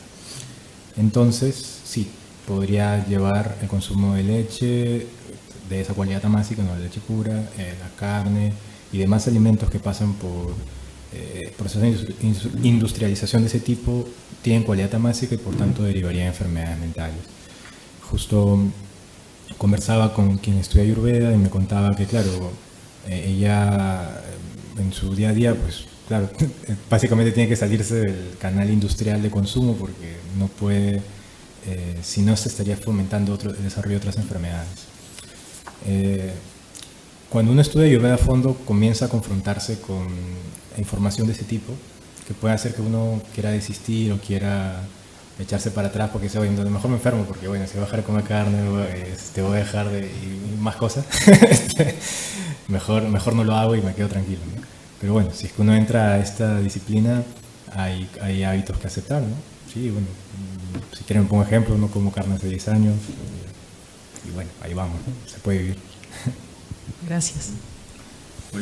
Bueno, respecto a su pregunta, en la práctica del yoga, del mantra yoga o del mantra propiamente, hay ciertos requerimientos, ¿no?, para que el mantra pueda tener efecto, ¿no? Como la pronunciación, las veces que se repite, etcétera, ¿no? Varios detalles. Pero uno de ellos es la intención, ¿no? Para interpretar un mantra, así no se le entienda a cabalidad, no se entienda qué es lo que significa o qué es lo que está diciendo, es necesario tener una intención, ¿no? Y esa intención es lo que tiene bastante poder para que el mantra pueda ayudar a la persona, ¿no? Ahora, esa intención pasa también necesariamente por una conexión con lo divino, ¿no? Con lo divino, pero no necesariamente visto desde el punto de vista religioso, ¿no? Puede una persona creer en cualquier Dios, ¿no? Pero el vínculo con lo divino es con lo superior, ¿no? Con lo absoluto. Y en esa medida es importante que la persona, si no es religiosa, por lo menos de repente es espiritual, como ahora se suele ver, ¿no? Por lo menos con el espíritu superior, que haya un contacto con eso, ¿no? Porque el mantra tiene como pautas para poder lograr su objetivo. Uno de ellos es eso, ¿no? Tener un contacto con algo superior para poder obtener su beneficio, ¿no? Hay mantras que son específicos para una divinidad, ¿no? Pero, bueno, de repente la persona no cree pues, en Shiva o no cree necesariamente en Brahma, ¿no? Entonces, pero cree en Jesús, cree en Alá. Entonces, lo importante es el contacto con lo superior, ¿no? Y tener la intención. No repetir algo sin saber por qué, sino con una intención, ¿no? Muchas gracias. Muy bien. Había una pregunta aquí, por favor. Bueno, dos preguntas. Que la próxima en el micro. Luego aquí. Vamos en ese orden. Ahí tiene el micro, por favor, ahí atrás. Buenos días. Bueno, mi pregunta iba más relacionada con la alimentación, como mencionó la otra persona. Quería preguntar si necesariamente el hecho de comer a carne animal era como no permitido por la Ayurveda, porque una vez leí en un libro en donde recomendaban, por ejemplo, comer carnes y pescados para los doshas Vata y Pitta. Y básicamente esa era mi pregunta. Sí, hasta donde entiendo, el consumo de carne se sugiere en casos de extremos. Por ejemplo, cuando la persona está en un momento crítico por morir o enfermedades muy graves, se suele, dentro de Ayurveda, hay tratamientos con alimentación basada en carne y es como temporal. Hasta donde entiendo y lo que he estudiado, eso es el único caso en el cual se recomienda, ¿no? Cuando estás en una situación muy crítica, que puede pensar anemias, qué sé yo, parecido a lo que nosotros tenemos en Occidente, se sugieren tratamientos basados en alimentación con carne, pero bajo ese momento, esa salvedad. Por supuesto, y no sé si era el caso de la referencia que revisaste, pero sobre todo estos conocimientos siempre hay adaptaciones, entendimientos distintos, reinterpretaciones, y habría que ir a las fuentes, ¿no? Lo que te cuento entiendo que proviene del Charaka, el Sushruta, Samhita, que son los textos originales. Sí, otra pregunta. Ok, sí, buenas tardes. Sobre todo, gracias por la ponencia que dieron ustedes dos. Considero algo sumamente enriquecedor para ese momento. Mi pregunta va más relacionado al no tema alimenticio, sino más bien a Ayurveda y las similitudes que tiene con otras corrientes orientales, como por ejemplo el taoísmo. No sé si habrá escuchado sobre eso. Sí, la verdad ahí sí ignoro un poco más sobre el sistema de conocimiento del Tao. Lo único que podría acercarte es que se dice que muchos de los rishis de los cuales provino Ayurveda, o en general el conocimiento védico, tienen otro nombre en la filosofía china o en la filosofía budista, y algunos tratan de hacer un nexo en que, oye, este no es el de acá, como tratan de ver, no es la misma persona que decía esto. Claro. Pero no podría decirte con categoría una así, ¿no? No desconozco. Entonces, mis otras dos preguntas, si pudiera hacerlas, es sobre respecto a cuál sería la relación, si es que usted ve alguna, sobre la psicología transpersonal y la psicología ayurveda en este caso. Sí, es total, ¿no? Digamos que la psicología transpersonal le llaman, ¿no?, la cuarta corriente de la psicología, después del psicoanálisis, después del conductismo, después del existencialismo, humanismo. Y nace a mediados del siglo XX buscando incorporar experiencias por fuera del cuerpo, justamente hacia el alcance de estados superiores de conciencia, supraconsciencia. Ese término no viene del Veda, ese término viene de Ken Wilber. O sea, si lo uso es porque, digamos, que está alineado a esta forma de ver las cosas. Y la psicología transpersonal se alimenta de textos, principalmente, bueno, de la psicología se alimenta mucho el desarrollo de Carl Jung, quien Carl Jung a su vez se alimentó del Veda y también de filosofía china y demás, ¿no? Entonces, lo que hace Ken Wilber, como uno de los máximos exponentes de la psicología transpersonal u otros, es tratar de recoger esa sabiduría oriental que habla de estados psicológicos que trascienden la experiencia, si quieren, tangible o más concreta dentro del cuerpo, a estados fuera del cuerpo, por eso transpersonal, fuera de la persona. Y se habla de conciencia cósmica, alcance de conexión universal. Entonces es un esfuerzo de la psicología por tratar de incorporar dentro de la academia el tratado de esta parte de la mente o de estas interacciones de la mente con el universo. Por supuesto, entonces, Ayurveda podría ser considerado una suerte de tratado original o uno de los primeros tratados de los que se conoce en la historia de la humanidad que habla sobre esa parte de la psicología. Entonces, naturalmente, la psicología transpersonal también toma elementos de la psicología ayurveda y del Veda en general. Ok, muchas gracias. Y para cerrar, si me permites, es que este tema me emociona demasiado. Justamente mencionaste que Ayurveda toma como referencia puntos astrológicos de los planetas y tal. Y tengo entendido que hay una diferenciación entre lo que vendría a ser astrología occidental y la astrología védica, en ese caso. Entonces, asumo que se va a referenciar por completo a la astrología védica. Y esa diferenciación, ¿cuál consideras tú que es más exacta en sí? O sea, ¿cuál de esas dos astrologías? Bueno, así como no soy nutricionista, tampoco soy astrólogo. Por supuesto, me interesa mucho aprender de eso porque, bueno, es parte del Veda, ¿no? Y en un momento tengo pensado hacerlo a fondo, todavía no lo hago. Pero entiendo que hay un tema de corrección de grados matemáticos, no me acuerdo cuántos era, no sé si tú te acuerdas, pero bueno, él también estudia conmigo.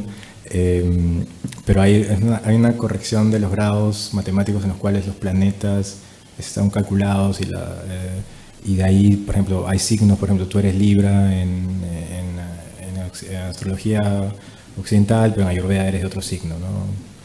Entonces eres Acuario, no sé, porque hay un cálculo distinto. Y no solo es, cuando uno ve la astrología védica, hay todo un análisis complejo de la carta astral de nacimiento y hay unas casas y ahí lo interesante que podemos sí vincularlo a la ponencia es que hay planetas que están vinculados a los doshas, a los elementos. Por ejemplo, Marte está orientado al fuego, ¿no? Entonces cuando tienes, lo que entiendo es una persona muy iracunda, se dice que, y bueno, se analiza la carta, oye, mira, tiene un Marte presente en tal casa, ese detalle no lo conozco. Y ¿qué hace la persona para aliviar eso? Por ejemplo, se trabaja con elementos que modulen el fuego, pero también hay, dentro de los mantras, tomando la ponencia de Julio, hay mantras para modular la influencia de Marte en la mente, o deidades a las cuales se les invoca para modular la influencia de los planetas. Dos ejemplos. Para modular la influencia de Marte se sugiere el trabajo con la deidad Hanuman y hacer mantras de Hanuman. Para modular la influencia de Mercurio en la mente se sugiere trabajar con la deidad Ganesha, hacer mantras de Ganesha, ¿no? Entonces ahí ese conocimiento está, hay un cierto mapeo y bueno, es parte también de los tratamientos que se hacen en Ayurveda. Ok, muchísimas gracias por las Muy bien, respuestas. y una última pregunta, por favor, aquí. Te van a pasar el micrófono. Aquí adelante. Hay otra pregunta ahí también. Allá. Desde acá, vamos allá. Buen día, gracias por la ponencia, estuvo muy interesante. Tenía dos preguntas. La primera es de todo el conocimiento filosófico místico que se tiene en los dos ponentes, ¿no? En la parte de ayurvédica y en la parte de música. ¿Qué de los conocimientos que ustedes han estado estudiando están seguros que se va a ir confirmando en la ciencia tradicional? O sea, por ejemplo, en lo que es música y todo, en la India y todos estos sabios dijeron que todo vibra, dijeron que todo tiene una frecuencia, pero eso fue hace como 4.000, 5.000 años. Y ahorita la física lo confirma cada vez más, ¿no? Va avanzando la física y se ha confirmado en los años 60 que toda partícula está vibrando. Todo. ¿Qué de los conocimientos que ustedes ven en lo que estudian están seguros que se va a ir confirmando más adelante? Y para la persona que está hablando de la psicología ayurvédica, ¿qué se puede pensar si a tu pensamiento, a tu mente, en una reflexión viene la frase: no soy el cuerpo, no soy la mente, ni el ego, soy una conciencia eterna? ¿Qué se puede significar que a tu mente venga eso, de la nada así? ¿Primero Julio? Sí. Bueno, en cuanto a lo musical y a lo sonoro, ¿no? En general, en la ciencia sí se ha confirmado, ¿no? Que todo lo que nos rodea está constituido por vibraciones, ¿no? Yo creo que eso viene ya fuera del área de neurociencia, está dentro del área de la física también, ¿no? Que hay muchos estudios que confirman eso, ¿no? Que hay patrones o modelos de vibración que son los que están los constituyentes de la energía en realidad, ¿no? Y todo lo que existe está creado por energía. Entonces, por ese lado creo que no hay mayor duda, ¿no? Eso sí, lo que está confirmándose para el caso de los mantras, se ha confirmado el efecto sobre el estado anímico, sobre lo emocional, lo psicológico, ¿no? Lo mental, pero falta mucho más por confirmar, ¿no? Que esperemos que se dé poco a poco, ¿no?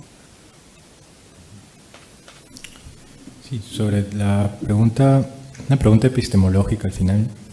Yo creo, como les decía, ¿no? El Veda termina siendo revelación divina. Entonces la pregunta podría ser, ¿qué tanto de la revelación divina puede ser comprobable racionalmente? ¿O qué tanto de la revelación divina puede ser comprobada con métodos empíricos que utiliza la ciencia occidental? Yo creo que el límite está en que hay cosas de las cuales se habla en el Veda que no se van a poder observar directamente. Pero hay cosas como las que sí habla el Veda, como el cuerpo, lo que hemos hablado en la ponencia de hoy, que sí se pueden estudiar, y de hecho dentro de la concepción del Samkhya y el estudio de la manifestación está claro eso. Hay un límite, si quieres, de lo cognoscible racionalmente y aquello que es suprarracional, lo que es trascendente. Entonces, para ponerlo en simple, a mi modo de ver, creo que eventualmente la ciencia va a avanzar lo suficiente para comprobar todo lo que se pueda, lo que dice el Veda, que es observable y que es experimentable, que es ciencia natural. Lo que no va a llegar a la ciencia natural, inevitablemente, es el conocimiento que tiene el Veda y que han tenido estos rishis, sabios, místicos, sobre la experiencia interna del alma, en estados de introspección profunda y meditación profunda. Porque son experiencias en las cuales la división sujeto-objeto desaparece, sino es esta idea de una mente que trasciende esa separación y es una con el estado del universo. Entonces se habla de cuando se llega a ese estado, se habla de una fusión con el universo y se habla de una contemplación absoluta. La verdad, entonces todo lo demás sería ilusión y todo eso sería la única verdad. Entonces, bueno, ¿cómo llegar a ese estado? ¿Y ese estado se podrá medir de algún modo? Eso no lo creo. ¿Se va a poder medir qué pasa en el cerebro con una persona que está en ese estado? Probablemente. Podamos encontrar un correlato cerebral de eso. Podamos ver una reacción fisiológica, el movimiento de los ojos, ritmos cardíacos. Algo de eso se podrá ver cuando alguien está en un estado profundísimo de meditación, sintiéndose uno con el universo. Pero, ¿qué es lo que experimenta? Y si es que lo que dice que vio, lo que dice que escuchó, eso sí yo no sé si llegaremos. Entonces yo pondría la línea ahí. A mi modo de ver, como opinión absolutamente personal, ya casi que ni científica. Y sobre tu segunda pregunta, ¿qué dijiste? ¿Qué pasa si es que escuchas esta frase que dijiste? Que se te aparece en la mente. Precisamente se dice que en las prácticas de meditación pueden emerger imágenes, frases, sonidos, y que podrían estar asociados a la impronta que trae cada uno, impronta por no decir karma, la experiencia acumulada en otras vidas que tiene cada uno, y uno habría de tratar de darle un significado íntimo, personal a eso. Ahora igual aprovecho lo que dices para comentar algo. En Ayurveda se habla de la digestión física, que fue la que hablamos ahora, pero también se habla de la digestión sutil. La digestión sutil es una digestión que ocurre a nivel energético sobre lo que el alma experimenta. Entonces, en esta digestión sutil, por eso es tan importante el mantra. O sea, me encantó la ponencia porque hablaba de cómo el mantra puede equilibrar la mente de esa manera, porque así como tú puedes, no sé, pues, digamos, por decir un término local, leer prensa chicha o qué sé yo, puedes también leer literatura elevada, puedes leer mantras, puedes entonar mantras.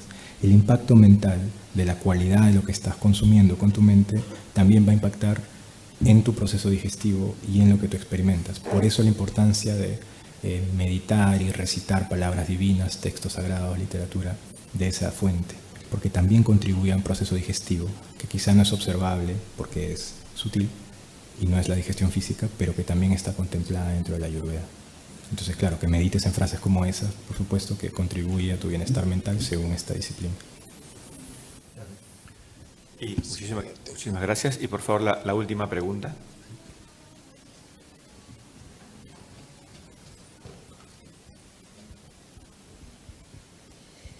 Una pregunta, luego un comentario. ¿Existen estudios sobre la relación que puede existir entre la psicología ayurvédica y la física cuántica? Esa es la pregunta. Un comentario. Estaba pensando en la tradición católica, se reza el rosario. Y vendría a ser esta repetición del Padre Nuestro, los Ave Marías como mantras. podríamos considerarlo.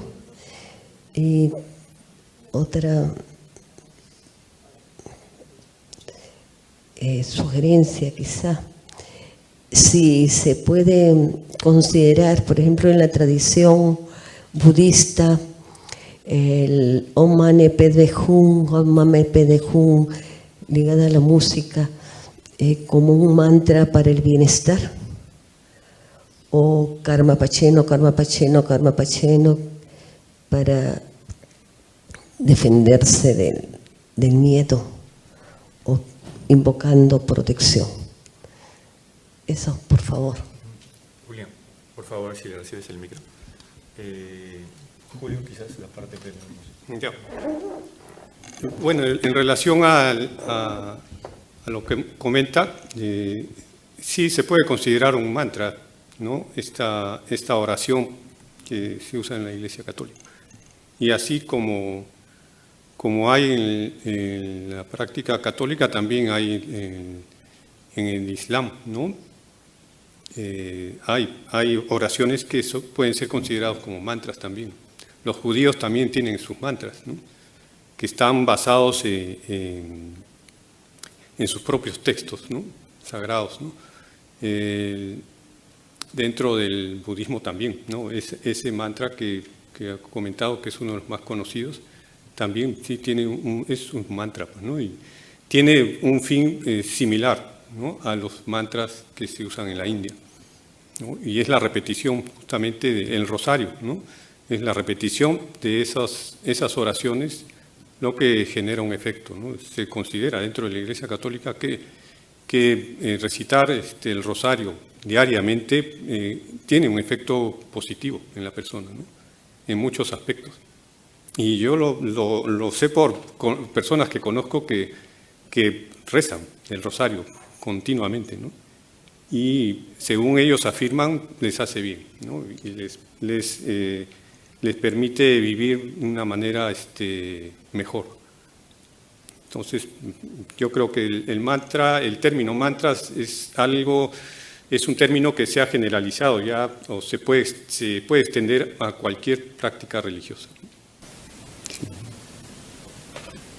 Sobre la relación entre psicología ayurveda y física cuántica,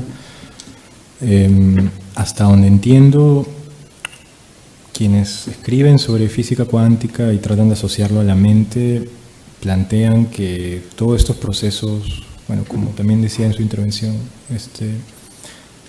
cuando emites un mantra, estás hablando de frecuencias, vibración, finalmente estás haciendo una manipulación física.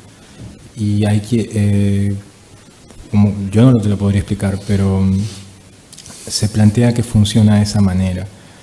Ahora, que haya una comprobación en términos empíricos, comparados, yo no he visto, tampoco es que lo haya buscado tan a fondo esa relación exacta. Sería cuestión de revisarlo.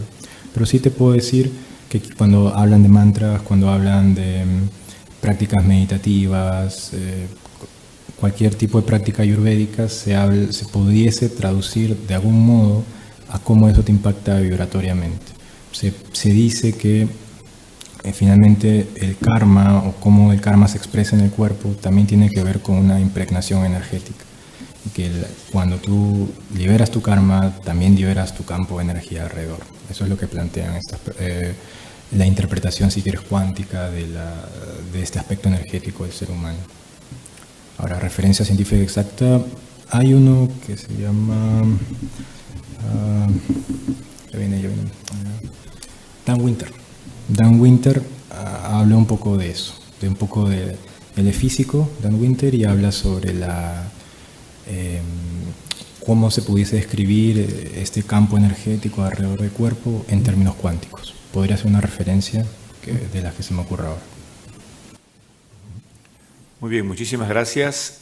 Quiero que por favor pedirles un aplauso para los ponentes. Quiero agradecerles la presencia tanto de Julio Flores como de Renato Paredes para participar en esta jornada de estudios de la India. Y les recuerdo que nuestro último evento será esta tarde a las 5 en la Sala Japón, que para quienes no conocen es justamente saliendo por la puerta de la izquierda al frente, segundo piso del Departamento de Humanidades, y se culminará con la conferencia compartida entre el profesor Manuel Ato Carrera y el profesor Juan José Bustamante, ambos profesores del Centro de Estudios Orientales, y el título de la ponencia es La filosofía social del budismo en la India, pasado y presente. Así que están cordialmente invitados y será la conferencia de clausura. Nuevamente, muchísimas gracias por su presencia y nos estamos viendo muy pronto. Gracias. Gracias, Carlos.